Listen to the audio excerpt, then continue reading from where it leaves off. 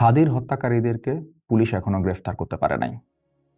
এই মুহূর্তে দাঁড়িয়ে আমার মনে হয় না হাদির হত্যাকারীদেরকে পুলিশ আসলে গ্রেফতার করতে চায়। যদি চাইতো পুলিশ অবশ্যই পারত।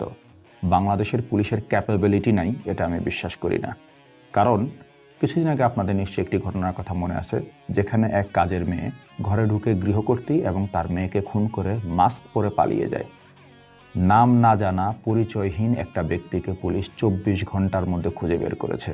আর হাদির হত্যাকারীর খুনির আইডেন্টিটি ক্লিয়ার, তারপরও পুলিশ গ্রেফতার করতে পারে নাই বা এখনও তার সম্পর্কে তেমন কিছুই জানে না।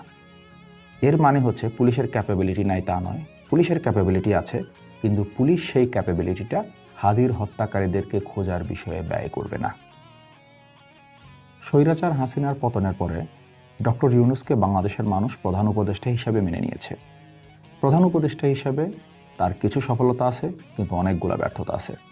তার সফলতার জায়গাটি হচ্ছে ভারতের সাথে প্রভুভৃত্যের মতো আচরণ না করে প্রতিবেশীর মতো আচরণ করেছে।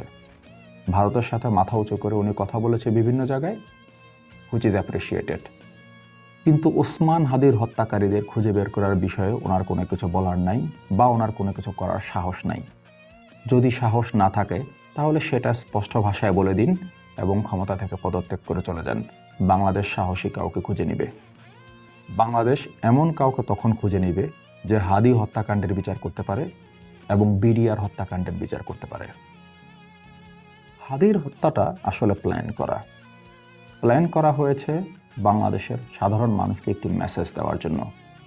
মেসেজটা হচ্ছে, তুমি ডক্টর ইউনূসের বিরুদ্ধে কথা বলো, হাসিনার বিরুদ্ধে কথা বলো, শেখ মুজিবের বিরুদ্ধে কথা বলো, জিয়াউর রহমানের বিরুদ্ধে কথা বলো, যা খুশি তা করো, কোনো সমস্যা নেই, কিন্তু ভারতীয় আধিপত্যবাদের বিরুদ্ধে কথা বলা যাবে না। সেটা যদি বলো তাহলে পরিণতি একটাই, সেটা হচ্ছে মৃত্যু।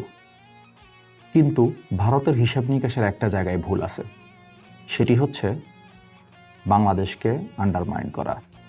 বাংলাদেশ আসলে বীরের জাতি, এখানে বীরদের জন্ম হয়।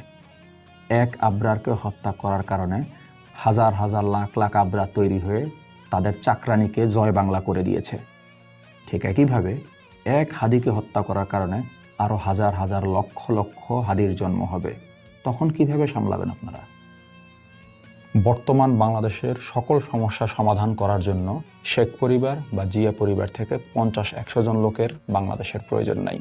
শেখ পরিবার এবং জিয়া পরিবার বাংলাদেশের জন্য কি করেছে সেটা বাংলাদেশের মানুষ দেখেছে।